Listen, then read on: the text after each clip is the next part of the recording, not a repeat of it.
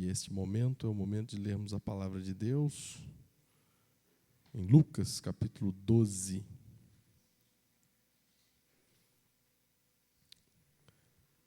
Lucas, capítulo 12, depois daquela parábola daquele homem insensato, nós temos esse texto, conforme eu disse hoje pela manhã, anunciando essa mensagem. É um texto semelhante, um discurso muito semelhante ao discurso do Sermão do Monte que está em Mateus 6. Mas em Lucas 12, a partir do verso 22, nós que estamos trabalhando nessa sequência de vários meses já nessa narrativa da viagem, onde Jesus está a caminho para Jerusalém, a caminho para a cruz. E ele vai ensinando, dando aulas particulares, a maior parte desta narrativa, de Lucas 9 até Lucas 19, são aulas particulares aos seus discípulos. Aqui ele fala exclusivamente aos seus discípulos. No texto anterior, da mensagem de domingo passado, não.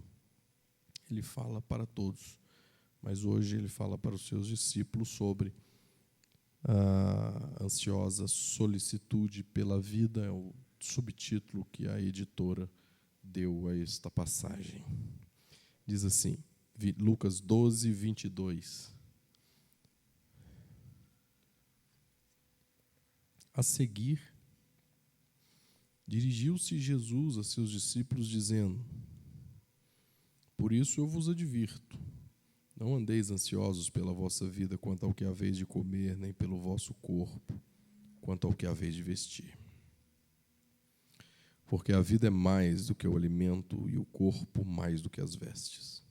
Observai os corvos, os quais não semeiam nem ceifam, não têm despensa nem celeiros. Todavia Deus os sustenta. Quanto mais valeis do que as aves.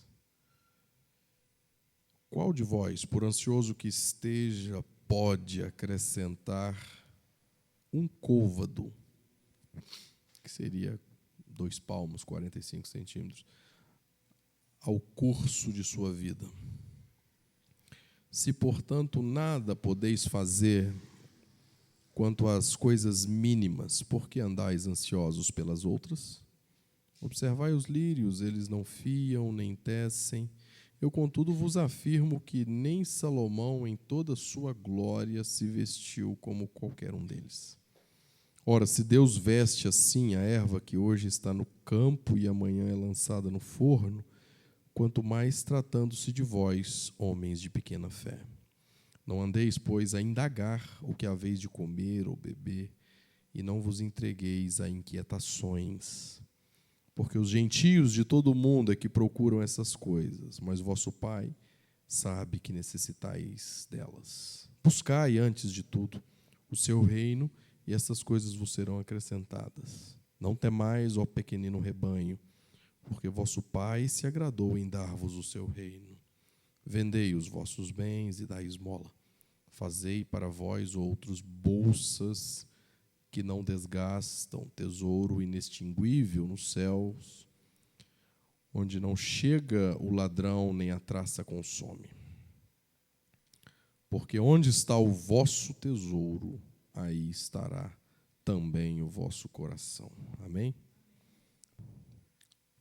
Jesus começa dizendo aos seus discípulos: por isso eu vos advirto. Por causa de quê?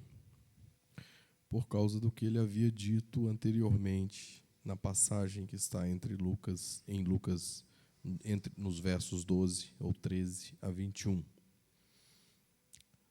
Nós temos uma demanda litigiosa entre irmãos sobre herança, e Jesus conta uma parábola, se recusa a arbitrar em relação àquela situação e conta uma parábola a respeito de um homem que a sua colheita foi abundante, ele construiu celeiros destruiu os celeiros antigos, porque eram pequenos, construiu celeiros e encheu de mercadorias os seus novos celeiros, imaginando assim que teria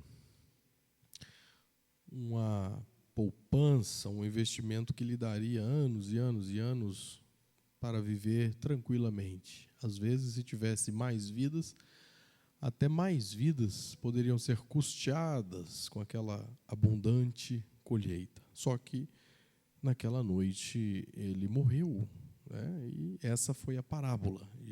Deus vai a ele e diz: esta noite você vai morrer. E essa mercadoria toda aí vai ficar para quem? É o que está no versículo 20. E termina dizendo assim: é o que entesoura para si mesmo e não é rico para com Deus. Então, tem uma relação, tem um vínculo de uma mensagem, de uma passagem com a outra. O vínculo é: por isso eu vos advirto. Que toda essa presunção de controle, ela não faz nenhum sentido.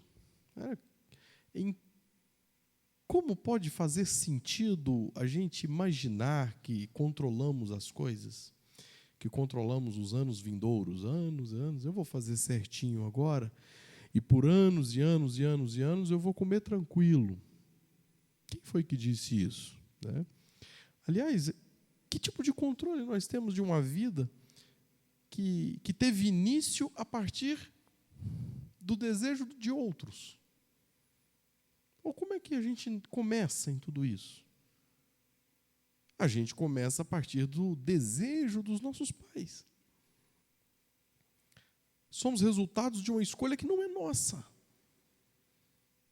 Não escolhemos estar aqui com as características que temos aqui. É assim que tudo começa. E que tipo de controle temos em relação ao fim disso? Absolutamente, nenhum controle. Tudo que pensamos ser controle nada mais é que ilusão de controle. E é exatamente isso que Jesus disse na parábola anterior. E aí ele começa essa dizendo: portanto, por causa disso, porque vocês não têm controle de nada. Vocês não têm controle da concepção de vocês. É claro. É possível que se alguém aqui pudesse escolher, teria escolhido ser o primogênito homem da família real inglesa.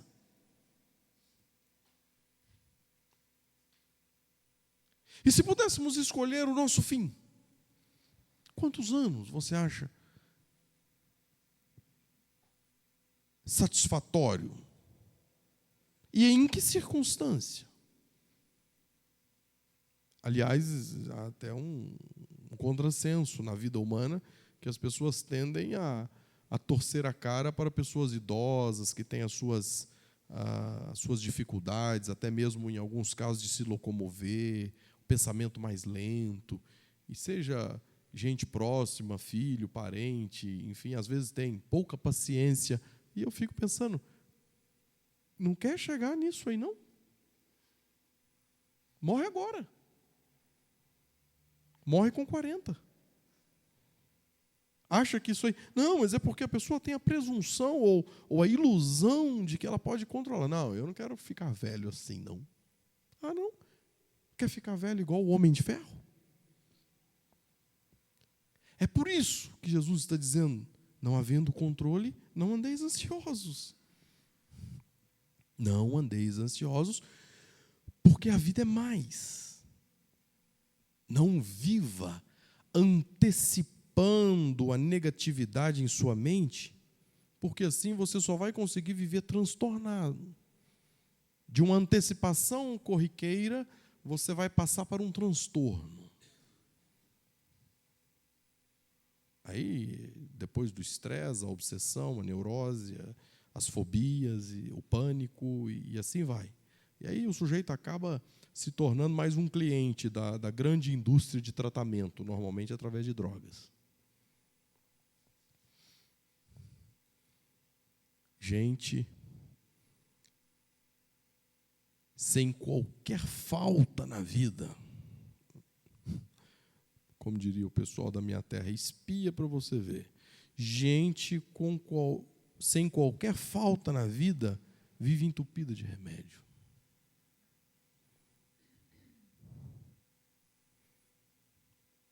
A questão é que, enquanto isso, muitos que não sabem o que vão comer amanhã estão felizes com o que têm hoje. Ah, tem muita gente assim. Tranquilas. Por quê? Porque a vida, segundo o texto, a vida é mais que.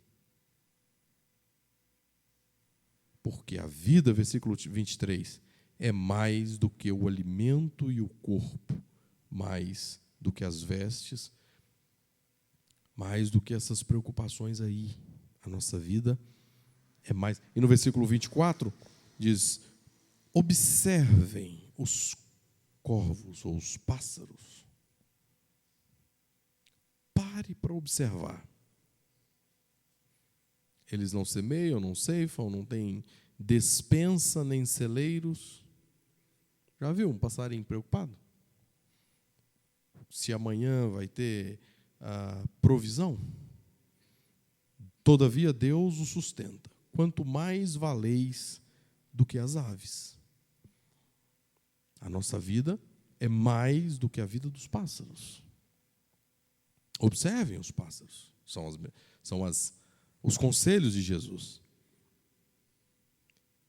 E no versículo 25 ele diz: qual de vós, por ansioso que esteja, pode acrescentar 2 palmos ao curso da sua vida? O original é exatamente medir. Tem uma diferença, às vezes, de versões, de que pode acrescentar a estatura ao seu corpo, mas o original é exatamente um sentido de medida, de curso, não de altura, mas de distância. Quem pode afirmar que vai completar mais 40 anos de vida, esse ciclo? Quem pode garantir que sob o seu controle tem mais 2 palmos de jornada?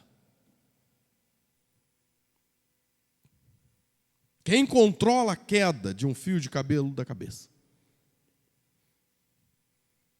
Agora vai parar de cair o cabelo. Ou então agora vai cair. Quem controla? Um fio sequer. Então no versículo 26, por que andais ansiosos? Se não conseguem fazer nada pelas coisas mínimas. Um fio de cabelo, pelo menos. Se nós não conseguimos nenhum controle sobre um fio de cabelo,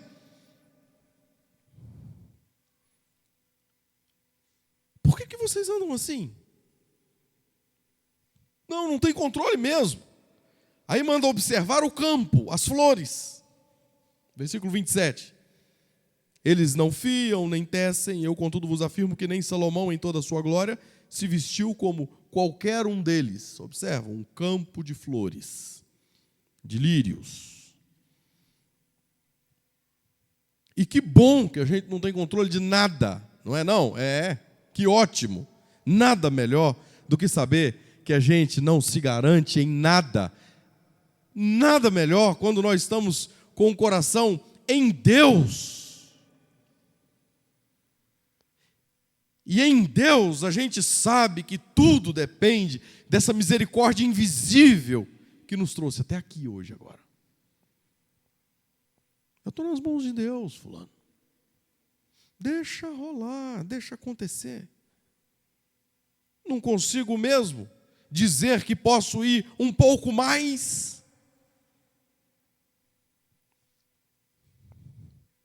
Ora, se Deus veste assim a erva que hoje está no campo e amanhã é lançada no forno, quanto mais tratando-se de vós, homens de pequena fé.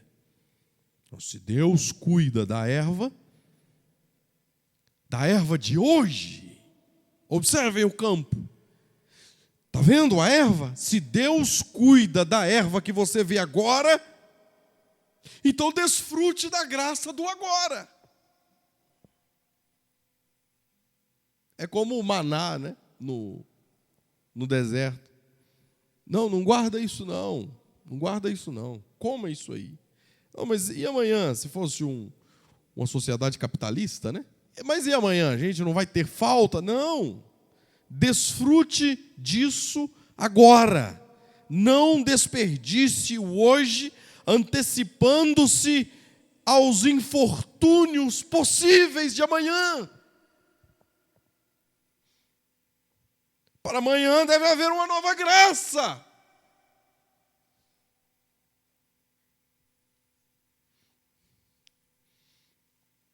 A gente fica observando, às vezes, as necessidades das pessoas, e quando isso em todos os aspectos, pode ser gente mais rica, mais pobre, classe média, não interessa, quando tem uma necessidade que realmente é uma necessidade real, aí há um movimento diferente, assim, uma órbita diferente em volta daquilo. Igreja também, instituições também. Se aquilo realmente é uma necessidade real, começa a haver assim um movimento assim em torno daquilo, e coisas através de, inclusive, pessoas inesperadas começam a aparecer, a surgir. E não tem nada de nossa, como é uma coincidência essa coisa surgir agora. Não, não tem coincidência nenhuma nisso. Essa coisa está surgindo agora porque a necessidade dela é agora. E todo o ambiente, toda a mente de quem observa, de quem acompanha, de quem está vendo de longe, e de quem tem muitos recursos, e não tem problema ter, ele começa a perceber assim, não, precisa de tratar daquela situação, porque aquela situação, naquela circunstância, ela é carente. Ela é necessitada de uma observação melhor, de um acompanhamento melhor, de uma oferta, de um recurso. É claro que o mesmo sujeito, às vezes, ele não vai bater na sua porta e você cheio de dinheiro na poupança, falando assim, eu queria trocar seu carro para você, só porque eu tive assim, um sonho e Jesus Cristo mandou fazer isso. Em que sentido que faz isso, senão do Deus do consumo? Se trocar meu carro para mim como oferta? Mas que bobagem é essa? Que oferta? Eu preciso disso? Que necessidade há em mim nisso, a não ser de elevar o meu status? Agora, se está a pé, precisando de ir lá, aqui, lá, ou que seja em outro país, não interessa, por uma necessidade real, a gente dá um jeito. As coisas mudam. É a graça do amanhã.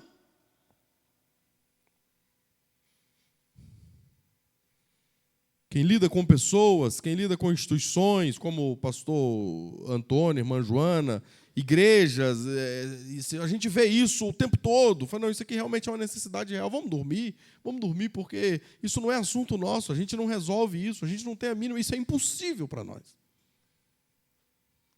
É impossível em outra circunstância. É impossível na bonança. É impossível e desnecessário e ridículo. Por que não? Se o sujeito bater na minha porta e dizer, eu trouxe aqui uma picanha, porque eu acho que você está comendo aí, é a 100, né? Come picanha agora. Que sentido que faz isso? A graça de amanhã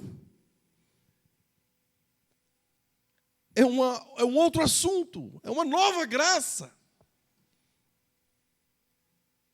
São as pessoas, por exemplo, que se desesperam em plena saúde e adoecem, vivem transtornadas por causa disso, porque morrem de medo, neuróticas. Eu morro de medo de ter uma doença grave, de morrer, e os meus filhos, como é que ficam? Não preocupa não. Se tiver que morrer, morre. E aí, os meninos aqui, vamos ver. Quando você estiver aí, você paga a conta. Você não estando mais, aparece. O maná, a graça. Deus cuida assim da erva. Vamos pensar no hoje. Amanhã pode ser que essa erva precisa ser lançada no fogo, no forno mesmo, para fazer bolo, para fazer... mas depois vem outra.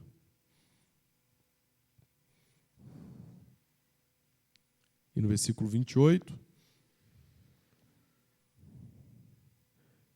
30, porque os gentios de todo o mundo é que procuram estas coisas, mas vosso Pai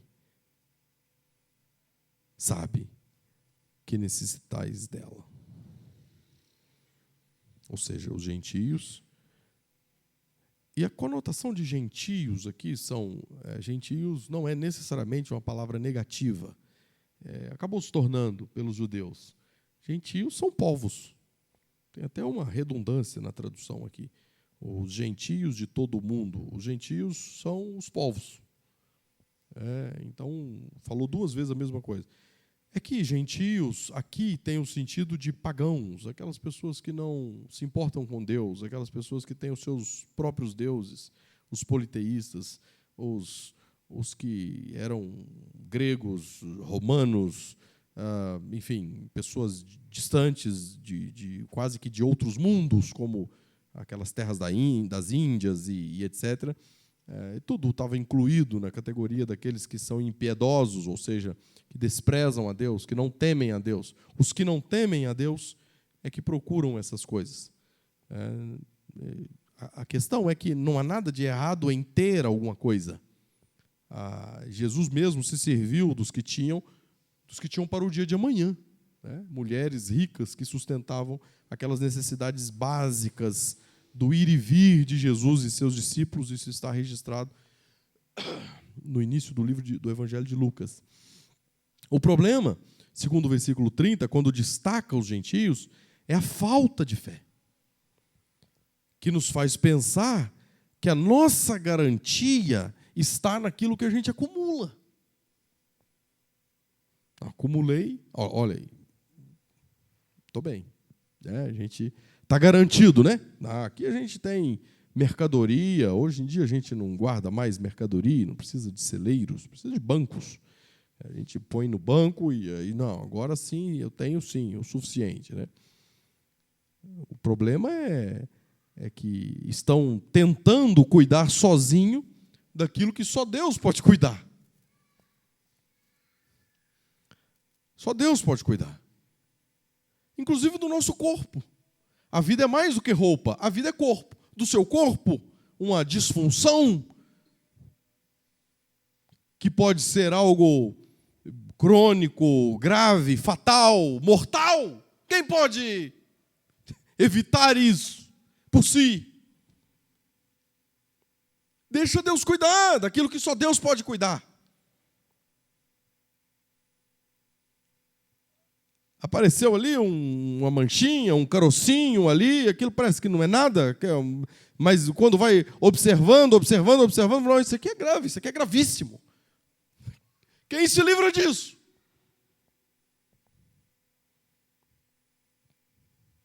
Aliás, e ainda, isso, já que eu estou nessa, né, isso vai seguindo, né, porque aí o sujeito acha que, não, mas eu tenho recursos para cuidar disso aqui, tá, tudo bem. Aí aquele que não tem recurso nenhum, fica naquelas filas de hospital ali, esperando consulta, tratamento especializado, exame, cirurgia, e está ali, gente quase desmaiando naquelas filas enormes. Anos depois você se encontra com aquela pessoa, está curado, estou curado, graças a Deus. Acabei chegando, né?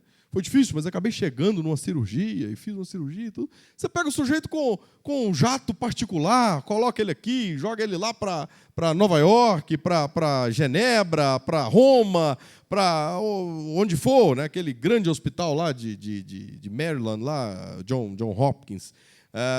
Vamos curar o sujeito lá, porque dinheiro não é o problema. Cura aí, doutor, porque o dinheiro não é o problema. Que o quê? Quantos vimos assim na mídia? Família liga e fala, não tem jeito nem de levar para morrer aí, porque na situação se agravou completamente e agora não tem jeito mesmo, vai ter que morrer aqui, depois de morto a gente leva.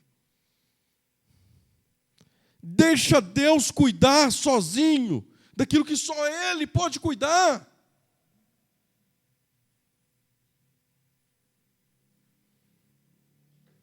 E no versículo 31, buscai antes de tudo o seu reino e estas coisas vos serão acrescentadas. Buscai as coisas do reino. Engraçado, né? Nesse mundo tão materialista, nós não damos muito valor para aquilo que não é visível aos olhos. O problema é nosso, o problema não é de Deus. A palavra está querendo nos ensinar o tempo todo que o reino é muito mais concreto do que está disponível aos olhos aí. O reino de Deus, as coisas espirituais, elas são muito mais concretas do que o que está disponível aos olhos. Então faz o teste. Está transtornado? Está doente? Está ansioso? Faz o teste. Compra o quê? Gosta de quê? Vai lá e compra.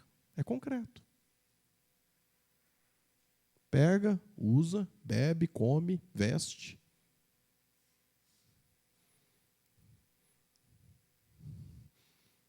Uma semana depois, senta e pergunta, e aí, está tudo bem? Sarou? Não, você gosta tanto de blazer? Comprei 3 para você. Não, você é um ingrato. Gastei um dinheiro. Você não sarou? Estou pior.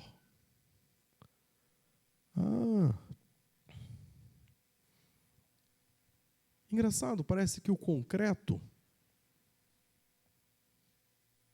parece que não resolve. Parece que não existe. É invisível. Ou é inútil, melhor. Jesus está dizendo no versículo 31, tente ver o invisível. Ele é mais concreto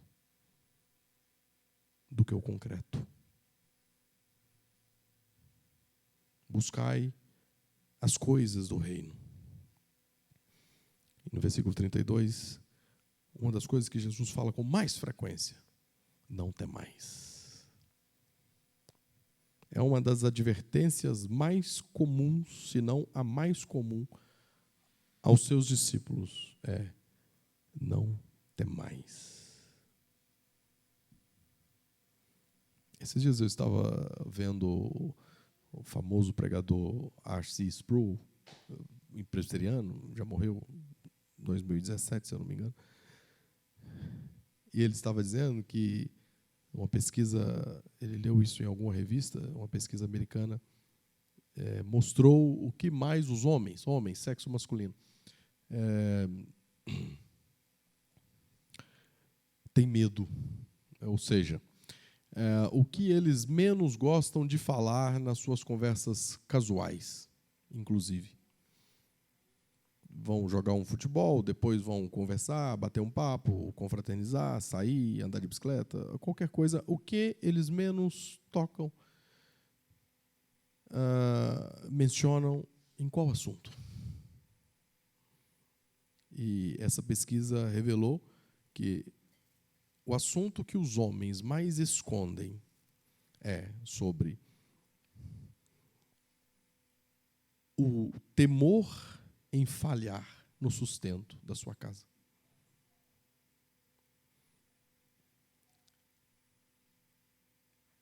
Não tem mais.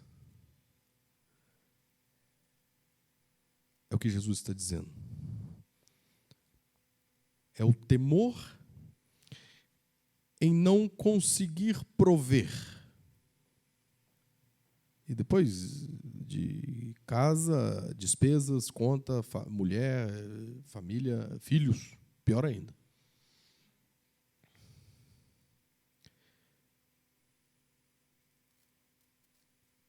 E talvez por isso Jesus está dizendo para os seus discípulos, não necessariamente por esse viés, né, de medo de não sustentar os seus, mas porque o medo é algo tão recorrente na nossa mente, principalmente o medo que fica antecipando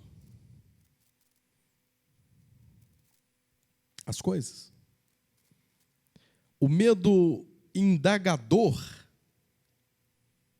Aliás, o versículo 29 diz: não andeis, pois, a indagar o que haveis de comer ou beber. Eu gostaria de voltar no verso 28 só para resgatar esse verbo, indagar. Porque o medo é indagador. O medo faz muitas perguntas. Meu Deus, será que eu vou conseguir? Agora, nunca se esqueça. A fé, ela é silenciosa. Eu sei que Deus está aqui. Eu sei que Deus está no controle. Isso não é uma pergunta. O medo vai fazendo perguntas. Se você quiser medir o medo, anote a quantidade de perguntas que você faz a si mesmo. Um parênteses, um destaque. O oposto da fé é o medo. Tem gente que tem medo de fazer perguntas em relação a determinadas dúvidas, né, no que diz respeito a conhecer, a entender melhor determinadas coisas da palavra, da vida cristã. E aí a pessoa diz: não, será que essas dúvidas minhas, elas são falta de fé? Não, dúvida não é falta de fé, porque a fé é racional. A fé explica. A fé explica. Tomé tinha o direito de... Ele tinha o direito. E há um clichê de que Tomé é o símbolo de um indivíduo horroroso, incrédulo. Não. Tomé tinha o direito de fazer aquela pergunta, e é por isso que Jesus pede para que ele toque. E Tomé não é nenhum estereótipo da infidelidade no meio de todos, porque Tomé só queria o que todos tinham tido acesso. Todos tinham visto, ele queria ver. Qual o problema?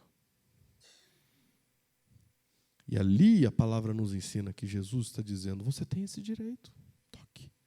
E em tocando, ele adora Jesus Cristo. O oposto da fé é o medo. Não vai dar certo. Não vai. Eu acho que vai vir, isso vai piorar. Eu tenho certeza. É o medo que apaga de nós, da nossa consciência, que em Deus nós não estamos apenas seguros,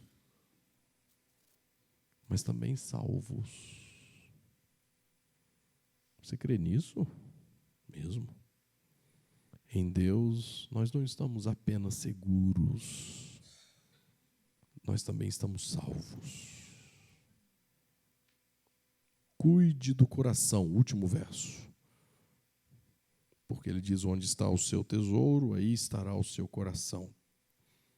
Vê lá onde você vai meter o seu coração. Porque esse verso está dizendo a raiz de tudo isso, fechando da mesma forma, com outras palavras, mas na mesma linha de pensamento que fecha a parábola daquele rico insensato, daquele homem tolo. Ele fecha aqui sobre o entesourar-se para si mesmo. Cuidado com isso, com o seu coração. Vá ao cardiologista, mas tenha esse cuidado espiritual aqui com o seu coração também, viu?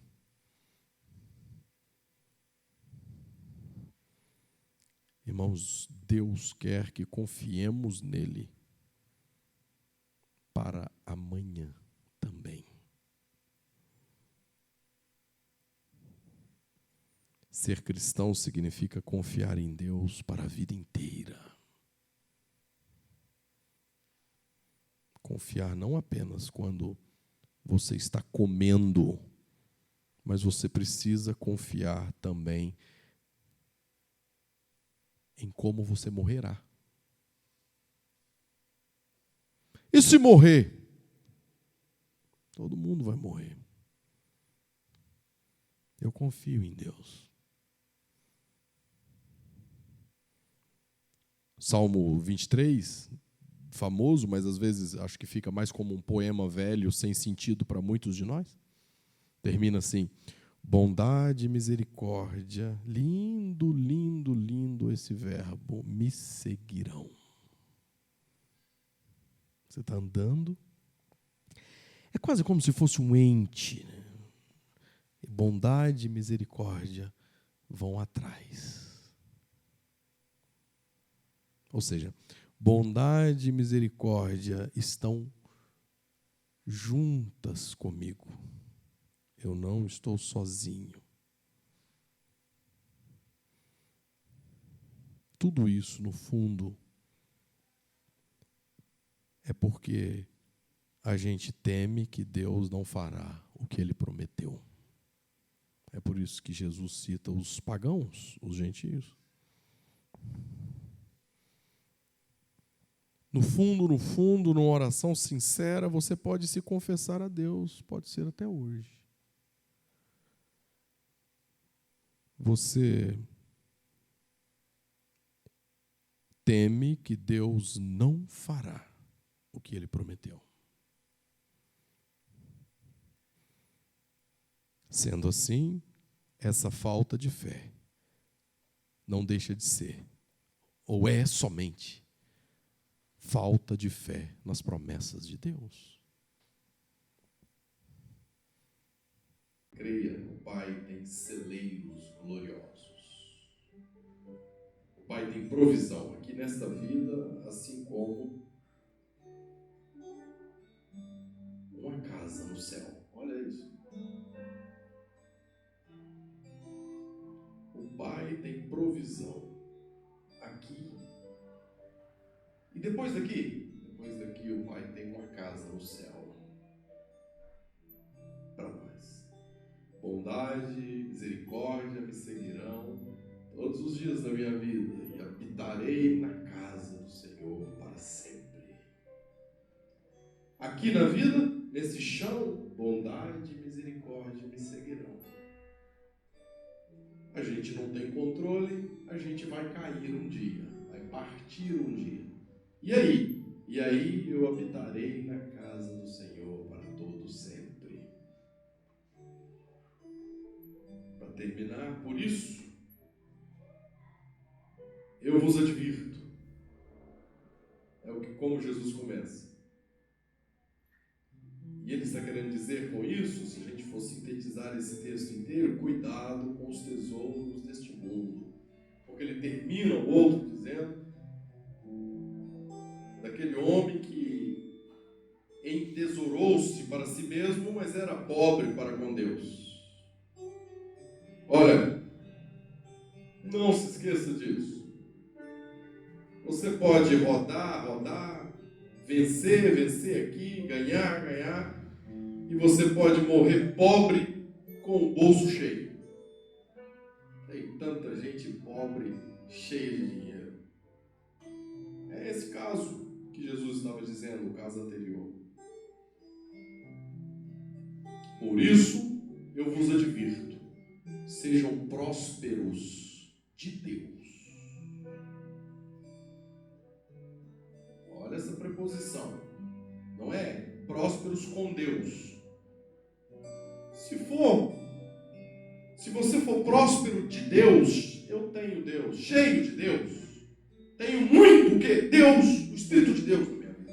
Eu tenho em abundância a convicção, a certeza, a presença, o apoio, a providência, o amor, os frutos. Eu tenho Deus. Eu tenho muito de Deus. Graças a Deus, não por mim. Deus se estabelece, se faz presente para mim. Então você é próspero de Deus. Aí não tem problema se você também é próspero com Deus, se você tem pouco, se você tem muito, isso não importa. Uma velha frase de A.W. Tozer: quem não tem nada e tem Deus, não tem menos do que quem tem tudo e tem Deus. Este é o meu padrão de sanidade. Esse texto. Sanidade. Jesus Cristo é o meu padrão de sanidade. É isso que ele estava dizendo. para os seus discípulos. Amém?